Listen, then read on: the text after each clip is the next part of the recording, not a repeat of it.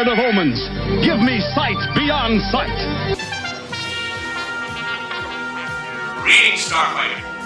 You have been recruited by the Star League to defend the frontier against Sur and the Kodan Armada. Get ready. Prepare for blast-off. Hey, Doc, we better back up. We don't have enough road to get up to 88. Roads? Where we're going, we don't need roads. Remember, no matter where you go, there you are. This is 80's Reboot Overdrive podcast. We were dancing just like Swayze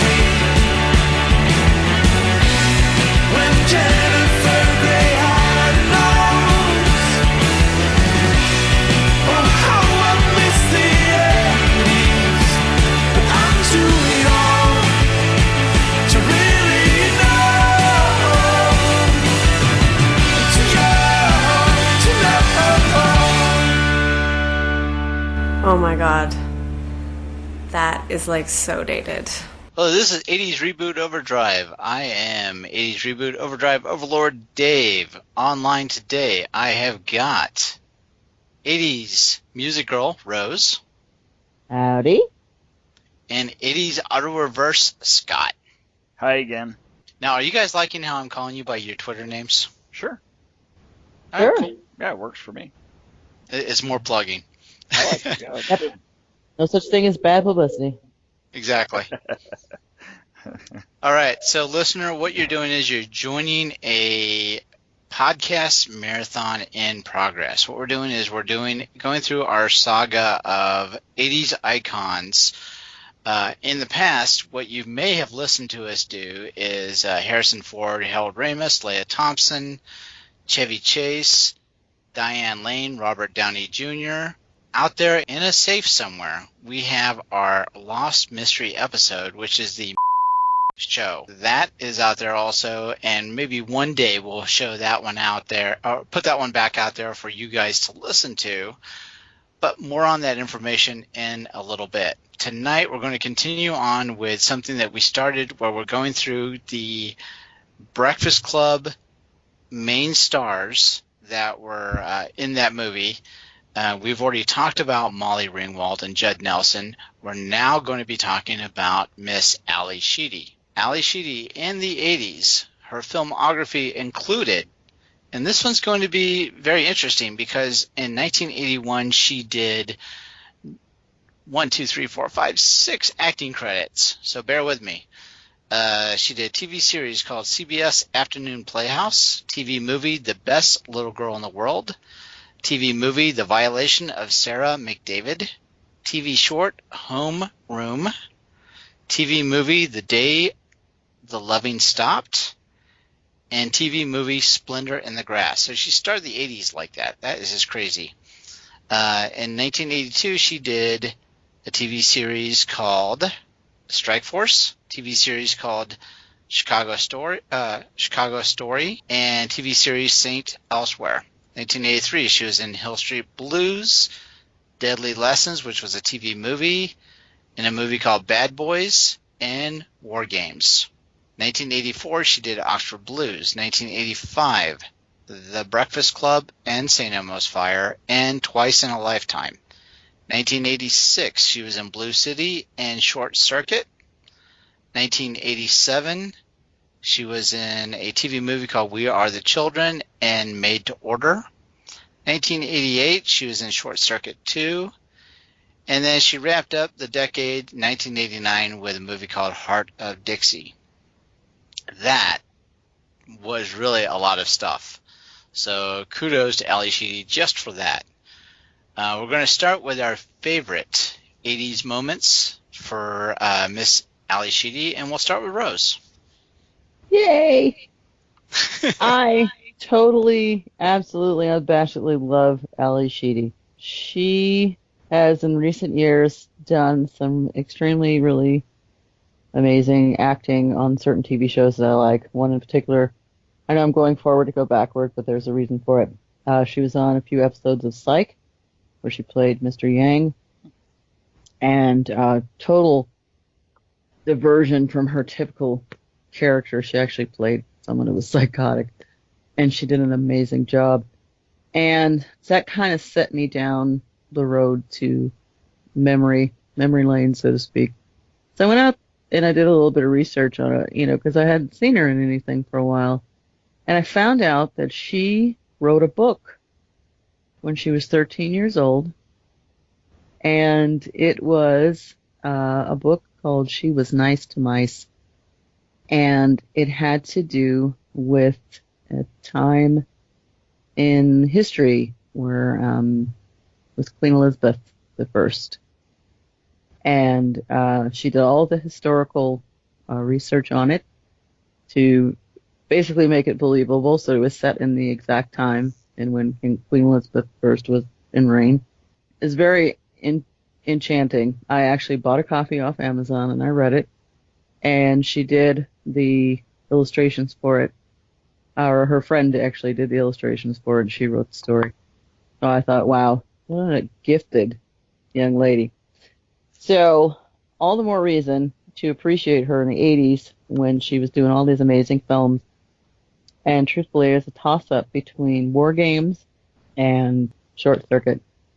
Now, hold on 1 second. You said that she was 13 when she wrote the book? Yeah. All right, so then that would have been 1975. Mm-hmm. Right. Yeah, what I wanted to do is I was trying to figure out how that related to her filmography, because I know with everything that I just ran through, she was very busy, and I was trying to say, okay, was she writing a book at the same time of doing all this other stuff? It doesn't. So, you know me. Nothing ever relates to anything. I just wanted to throw that out there as a trivia. No, it's great. It's fantastic that she was able to put that together. But please go on. No, it's fine. War Games and Short Circuit, only because her quirkiness when she does these characters that are just a little bit above everybody else in the weirdness factor, like she did in The Breakfast Club, and for her, she wasn't really that weird in War Games, but I just really liked her character in it. She's a matter of fact, and she really kind of just went along with what I forgot the poor child's name. Matthew Broderick. Thank you, Matthew Broderick. It's just like, oh yeah, we're gonna do this, okay. Yeah, David we're gonna Lightman. skip school and we're gonna do this, okay. It's just like. But, of course, after a while, she had to kind of draw the line, but it was a little too late then. But then in Short Circuit, where she was just, advocate for the ecology and everybody, and she loved her animals, and it's just, I don't know, she was just really cute in that, and she always stands for something. She always, has, this banner to me that she wears proudly. It's just like, I'm an advocate for all living things and peace for everybody, and it's really a joy to watch her acting, even if she's in something dark or sinister or something funny like Short Circuit. That was such a great movie to me. But her performance in Breakfast Club, to me was like a standout role as well, but I enjoyed her more in the other two. Now, I'm just curious, Breakfast Club, we had her have one predominant look throughout the movie, and then at the end, she was kind of the cleaned up version that, with Molly Ringwald's help. Which version did you like better? Truthfully, I think all around the cleaned up version was the culture shock. I think the hair in the face and the all black wearing, that's kind of who she was. I don't really feel like she, in my mind, I don't really feel like she deviated that. That was like the one time that she did that. I think she just kind of went back to who she is, because that's, you don't pull somebody out of that quick. You know what I'm saying? I mean, we're talking years of whatever it is that she's gone through, these personality issues that she had, and you don't just yank them out. That with a ribbon and a pretty dress. I mean, it's... So you believe that if there was going to be a follow-up to The Breakfast Club, Allison's character would have been back to the dark clothes and having the hair in the face look? I think she would have had a medium that she would have settled on. I think she found, some light at the end of the tunnel, but I think she had to stay true to herself as well. So maybe she had a black dress or something with a bow on the side, but maybe she cut her bangs or something. I don't know. All right, so Scott, tell us your favorite Ally Sheedy moment. I really liked her a lot in War Games. I think that was my favorite role for her. She was just relatable and she was fun, and I think that's as kind of a computer nerd at the time, that was the kind of girl that you wanted to be attracted to you. She was smart and funny, but she was interested in what you were doing. So I think I love her character in that one. And she just played it so naturally. I mean, it seemed like it was no effort at all to act that way. You know what I mean? Yeah. So, I think I tend to like those characters anyway, the ones that are more relatable. And then again, it's hard to compete with when she's dancing, as Stephanie with Johnny Five to More Than a Woman to me. Mm-hmm. That's probably a highlight in her career. This is being sarcastic. No, no, it was a cute movie. That was a cute movie too, but it's just not. I just thought it was a very strange scene for her to dance with a robot to some Bee Gees. So anyway, or whoever was singing it at the time on the soundtrack. No, I loved War Games, and I also thought she was pretty good in previous movie Bad Boys as Sean Penn's girlfriend. I don't know if you guys ever saw that one. It was pretty dark. I love that movie. Yeah, it's a great movie. It's far better. It's far better than the one that came out years later with Will Smith and who was the other guy that was in that? Anyway, totally different. Totally different. Premise, synopsis, completely different movie altogether. But when you say Bad Boys, a lot of people think of that one for the other one first because they don't realize that this other one came out and it was a great little hidden gem in the early 80s, if you ask me. And she was good in that one too. And then of course her character in The Breakfast Club, she played kind of the goth role, would you say? Right? Yeah. Like before goth really got goth, it seems like she didn't go all the way in with the the real pale makeup or anything like that, like what you would see people that were into The Cure or bands like that. And she did clean up nicely. She cleaned up very nicely at the end. So then the same question goes to you that I asked Rose. What was your preference? The one that we had, the Allison that we had during the predominant of the movie, or the cleaned up version? Well, I think I like the cleaned up version because I'm not a big fan of a compulsive liar. Okay. Because that's what she claims to be before she makes the transformation. Right, correct. All right, well, you both mentioned War Games, and I feel like I can't pick that as my favorite moment anymore, even though that's what it was. Yeah. Because it just feels like we're leaning way too heavy on War Games. And I'm so glad you brought up Bad Boys, because I think that was also, like you said, Scott, a hidden gem. I love that movie. Even though she wasn't predominant in that one. I mean, it was a youth prison movie predominantly. Yeah. No, she was a supporting role at best. I mean, but she did a great job in it. Right. But, so I'm going to fall back to Oxford Blues then.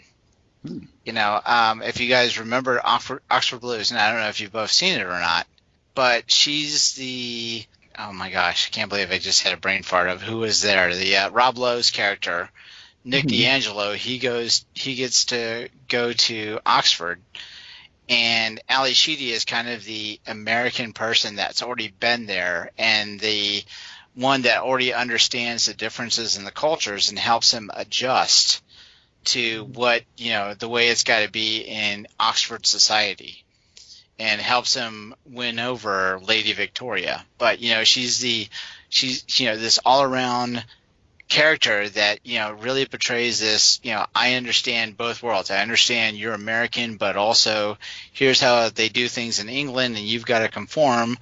and really keeping sure that Rob Lowe's character is going the straight and narrow in that new society. So I think she did really well in that role. Just because Honestly, I I've can't pick never on the seen war it. games. Yeah. Okay. I never saw it, but it looks like it might be interesting because I just noticed that Cary Elwes is in it. Yeah, actually he is.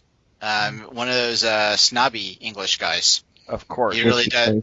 Oh well. He plays it well too. He does. Yeah, He does. I remember that's the only one that stands out in that. I mean, I didn't even realize it until you said his name. That's what you're talking about, and his pompous attitude in that. It's classic. I don't remember this movie very well though. Okay. But I'm glad you brought it up because I like hearing these ones that are kind of a little bit on the more obscure side and that people bring up. Kind of like when Tim and Chris and I are talking about the metal. Tim and Chris are very knowledgeable of a lot of deeper albums that you just don't hear about, and this is exactly what they do to me every week. They bring up these albums. I'm like, man, now I'm gonna have to go do homework and research and listen to some of the stuff that I haven't heard of, and I doubt I'm gonna be able to find this movie. I mean, this is on Amazon, but I don't know. On disc on Amazon, so I'd have to order it or something. But I might have to look it up and see if there might be some clips on YouTube or something. Yeah, there you go. Yeah, I like finding these little hidden gems like that.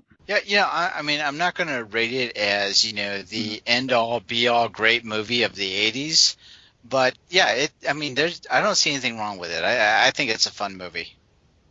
Cool. All right, so those are our favorite moments. Let me see. We did a 80s battle with Miss Ally Sheedy. And what I did was I put Allison against Jennifer for War Games. Which one do you think won? Rose? Allison. Okay, so you're going to Allison Breakfast Club. What about you, Scott? If we were to go by the numbers of just our show right now, the three of us, it would have to be Jennifer. But I'm guessing it's probably Allison from the Breakfast Club just because of the popularity of that movie. You are correct, 4-2. So Allison wins over Jennifer. But I agree with you as far as like the population of our podcast right now. It would definitely be the other way around. I think so, and I think a lot of people would agree with us too. A lot of the other co-hosts, because I know we've talked about War Games in the past, and everybody, raves about that movie. All the other co-hosts do. So yeah, for War Games, for me it was kind of the gateway drug into the computer industry. Yeah. Because wanted to be like David Lightman, and it didn't hurt having Ally Sheedy on as a sidekick. Because it's like, all right, if I get into computers, maybe I'll get the girl, but yeah, right. So that's that, and then we also have some Twitter shout-outs to go through. So first one is reasons are, and that's reasons are several. And I clicked the wrong button. Let me get back to where I was. Sorry. Hold on a minute. Don't hate me. I'll be back. I'll be there in a minute. I'm good. Good. All right. And it was actually a quote. It says, "It's not the fat chick." So what reasons are several is quoting is obviously from St. Elmo's Fire. Yeah, you guys remember that scene where she ended up with Andrew McCarthy to kind of break away from Judd Nelson's character. Yep. And so that was a very powerful moment there. Yeah. I'm surprised we didn't touch on St. Elmo's Fire much at all, actually, with her, because I mean, she, one of the main characters, obviously, and but her role was very interesting because she did go back between the two guys there. And although she knew that it wasn't going to work out with Andrew McCarthy's character, and wasn't going to work out with Judd Nelson either for a while, so it was just a nice little, interesting little twist in that in that movie with her relationship between the two guys. Yeah, you're right. Yeah. It was very interesting the way that they wrote that together, where she was predominantly with the Judd Nelson character throughout, and then you saw that pining from Andrew McCarthy wanting her. And it was just the way they played it out, and then at the end where she doesn't really choose either one of them, but she still wants to be friends. Right. Yeah. So 3 Oranges at 3 Oranges says, and this was actually what it's going back to is a graphic that I used when I tweeted what's your favorite Ally Sheedy moment from the 80s, because I used the cleaned up version of Ally Sheedy at the end of Breakfast Club. The response was, the only way I've ever been able to stand this moment is to assume that it was a one-time thing and she went back to being awesome. So that's a lot about what you were saying, Rose. Yeah. And then at nothing_grand says St. Elmo's Fire, Leslie's argument with Alec over their records and relationship. Mm. So yeah, they had that one scene where they're both talking about how they thought that this was that they were going to last forever, and then what was it that Alex said? Was it no Billy Joel is leaving this house or something like that? Yeah, Billy Joel, or was it? I thought Springsteen was mentioned in there somewhere too, but I could be wrong. I haven't seen that movie in a while. I watched it many times back in the past, but it's been a while since I've seen it. Yeah, Judd, I was about to say Judd did really well in that scene also. Yeah. Yeah. He's a good arguer. He is. Is that a word? I think it's because his parents were lawyers. I think that's what it was. His parents were, like, his father was a lawyer. So he probably learned how to argue well at an early age. Mm-hmm. To negotiate childhood, maybe. Actually, I think I did pick up a little bit of trivia on Ally Sheedy. Yay. Did you know that she auditioned for the role in 16 Candles that Molly Ringwald got? No. Isn't that interesting? Think about that. Think about how 16 Candles would have been different had Ally Sheedy got it. Yeah.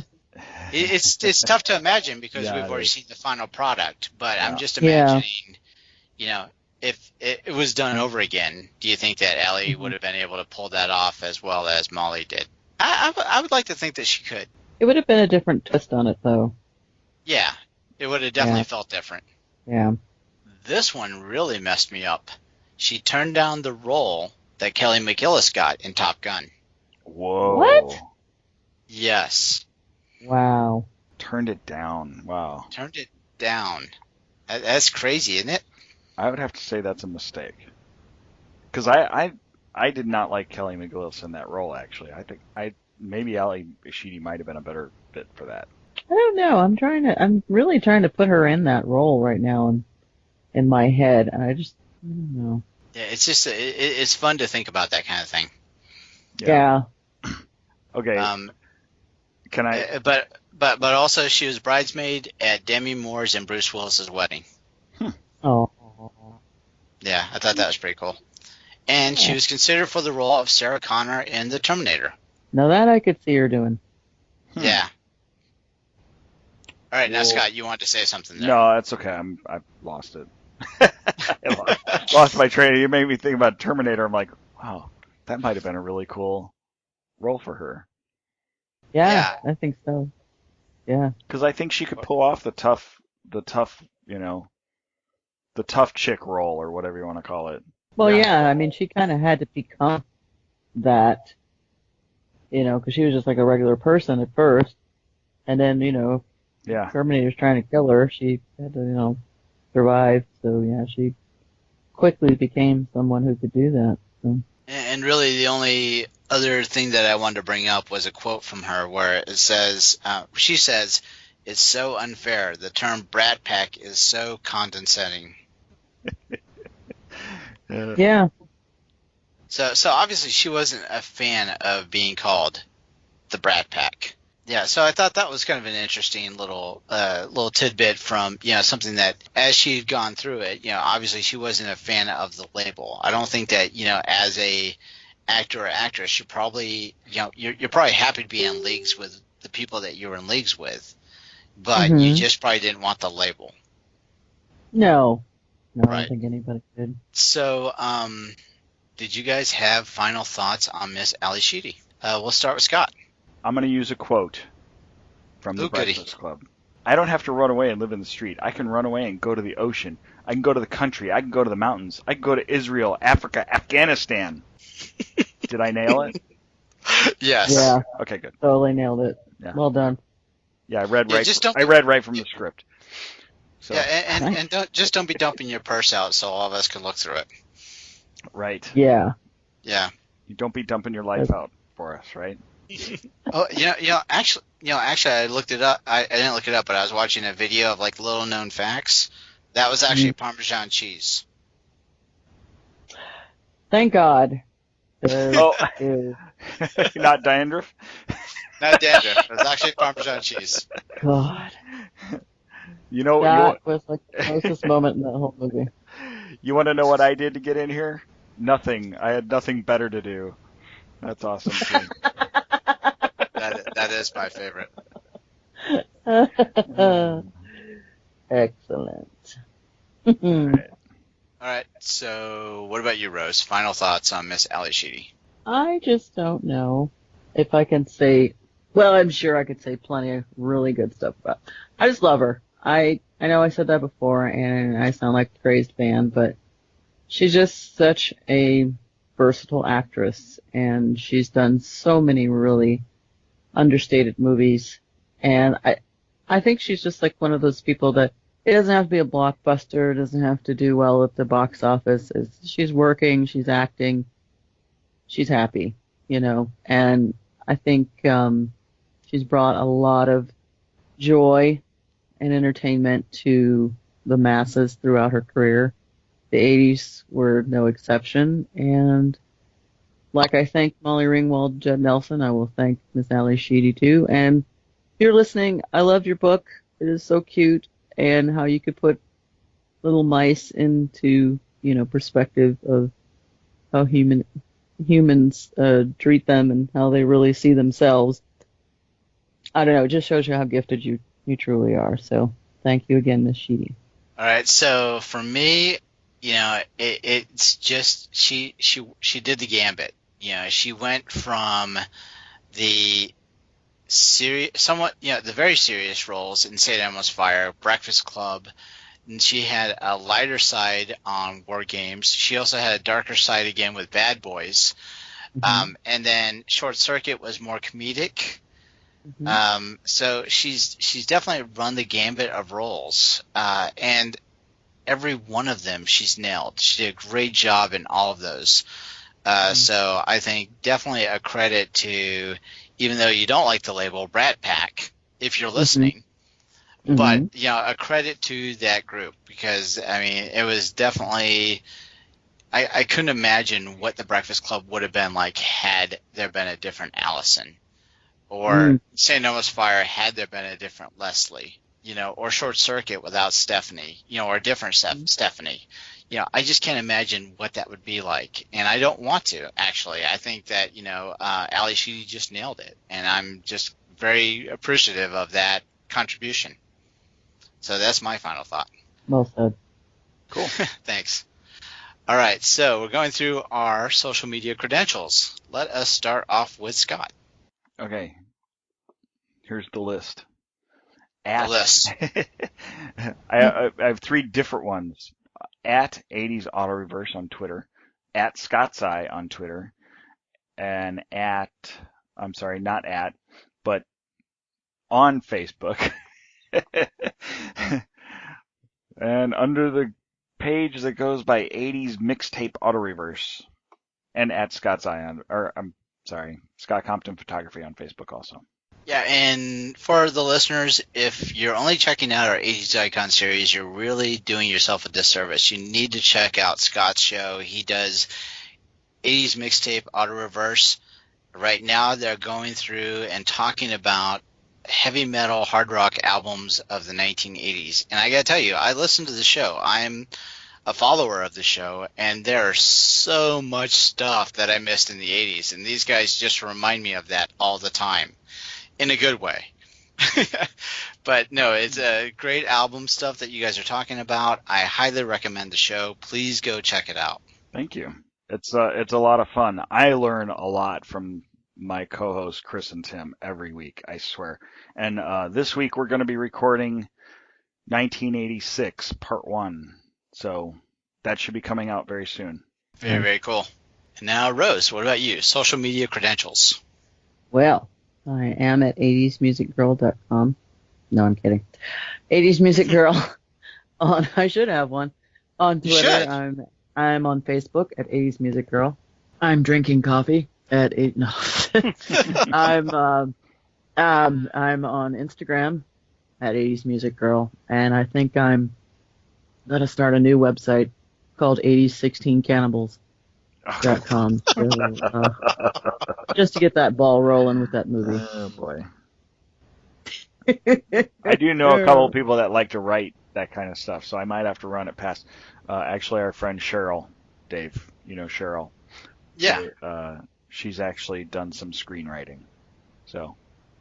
Oh, very cool. Yeah. So 16 Cannibals could be a reality one day. Yep. So start sending in your cast suggestions. Please. And post them at just tweet them to at 80s Auto Reverse, and we'll consider them. There you go. 16 cannibals. So we need 16 people. Yes. Yeah, we do. Well, I think Ally Sheedy might be available, right? Oh, she would totally jump on that one, I think. Yeah. Now, during the break, Rose, you brought up the idea of talking about making sure we throw out the invite around anybody that's doing something with, around retro properties. If you have something cool that you're doing with, something in the 1980s, if you're a collector of something, or if you're just redoing something, you've got a blog going, you're an eBay reseller of something nostalgic and you want to talk about it, we would love to have you on the show. So please reach out to us at our email, which is 80sreboot@gmail.com. We'd love to talk to you. Now, as far as my social media credentials, I take care of most of the 80s, or actually all the 80s Reboot Overdrive accounts. That's Tumblr, 80sreboot.tumblr.com. Twitter is at 80sreboot. Facebook is www.facebook.com/80sreboot. And our blog, southgatemediagroup.com/80srebootblog. The most important thing that we want you to get out of this, and we'd love to have you do, is take a few minutes, go and give us a rating review on iTunes.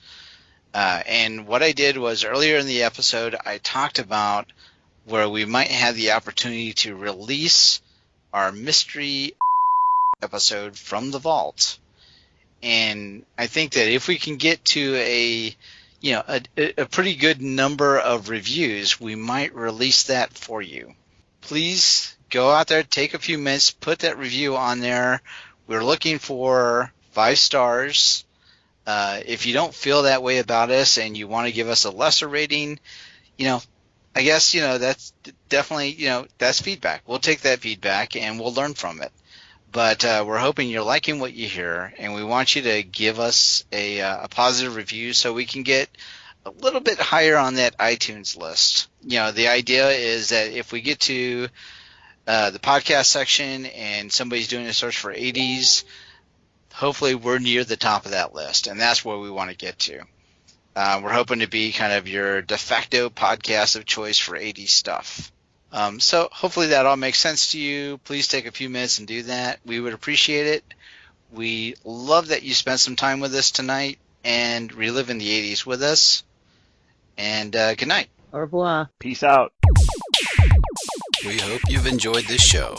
This podcast is part of the 80s Reboot Overdrive channel on Southgate Media Group.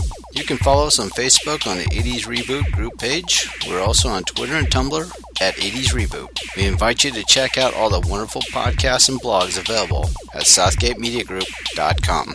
And thank you for reliving the 80s. So I had to say something different. 16 cannibals. 16 cannibals. All right, so what are you guys' thoughts? we should probably leave the other two for another time. But whatever. I'm fine with that. Yeah. Actually, if it's okay with you guys, I've got a pressing engagement with the washer and dryer, so. Yep, that's fine. Pressing Wow. engagement. That's a bummer. That was actually funny. Oh, that was Pressing. good. Oh, okay. Fun. I get it. Wow, cracking Oh, herself up. come on. You're still mad about the cannibal thing. Yeah. No, I like that. So, yeah. You know, nobody happened to mention that she was also in the Red Shoe Diaries. If you guys know what that is. I wasn't going to mention that. I wasn't going to mention. I saw that. What year was she in exactly that? fodder that you throw on during the day. That You was know, 92 and two that episodes. shocked me. That she 92 was and in 94. I was shocked too. I had no idea. So I was like, that is somewhere I would not put you. Yeah, I knew that I'd never seen one, but I heard that it was naughty bad fun. So I've seen a couple, so yeah. So Are just they? to actually have her associated with, yeah. Wow, that's a surprise. Yeah. Yeah. Another thing too, I wasn't sure if we could bring it up because it's so far advanced beyond the 80s, even though I did it anyway. Did you know that all three of the people that we spoke of this evening have all been in an episode of The Outer Limits? What? Really? Really? Yeah. Yeah. That is weird. That is really weird. That's almost That like is- But that's like Twilight Yeah. Zone freaky, man. I know. It'd be interesting to find. Well, then Anthony Michael Hall, when we get to talking about him, he did the whole, Dead Zone series, which I really Right. appreciated. Mhm. Because, at first I didn't even realize that's who it was. Because And he's the she- one that really differentiated from who he was in the 80s. She was in that too. He actually, yeah, she was. In the Dead Zone. I never watched that series, but I heard good things about it back when it was Yeah, on. it was really good. That's over Yeah, 10 that was years a good ago. series. Holy cow. I know. That is crazy. Time flies, whether you're having fun or not. Yeah, there you go. So you gotta have fun. Yeah. Yeah. All right. Yeah, cool. I gotta look at the Red Shoe Diaries now. I'm curious. Well, if you must. Well, I don't even know if I'd be able to find it, but yeah, just You'll be able to find it. Yeah, it's out there, I'm sure. Yeah, I think it was like an HBO Showtime. Must have been a Showtime thing. I thought it Ran was for a while. Skinamax. Oh, yes. you're right. You're No, right. I don't forgot. know. It might have been Showtime. Could have been Showtime. They got pretty risque on Showtime. Yeah, they did. Yeah. I Oh. suppose it's okay for us because we're all grown-ups, right? Yes. You can get the full episode at Amazon. I'm sure there's probably Other ways. stuff on YouTube as well. Yeah. All right, cool. So we have Alrighty. homework then, again. Red Shoe Diaries. All right, we're on. Hey, did you see my my new shoes? Yes, I saw those. Those are awesome. Spicolis. Almost. The Spicolis I think were black and white checkers. Yes. These are black on black, and I just thought my wife shows them to me where I was just going to get some new like running, walking shoes, and she shows those to me. And I'm like, oh man, I gotta have them. So we used I to haven't seen it. Did you put them on Facebook? Yeah, I put them on Facebook. Okay. Haven't seen them yet. I put them under the mixtape auto reverse page, or was it 80's Reboot? No, I put them on 80's Reboot, and my personal page too. But we used to be able to get them in Southern California. We used to be able to get the Vans like that, custom made to your own choice. They had like 30 patterns, different patterns that you could choose from, and you could pick each panel of the shoe. Like, they have the front part of the shoe and then the two sides and the back little heel part. You could mix and match any patterns you wanted on those shoes, and everybody had very, very custom made Vans back when I was like in 7th and 8th grade. It's very cool. Can't get those anymore like that. So I can imagine. Jeez, can you imagine having to make 4,000 pairs of shoes? For... yeah, especially with their Like, popularity now. It's yeah. Oh yeah. Cool. I like how we call them Spicolis. Dave, you found it already. No, all I did was find a promo for it. So I've got to watch the promo. But That's good. I'm gonna go do laundry. All right, All right. go do laundry. I will. Have fun.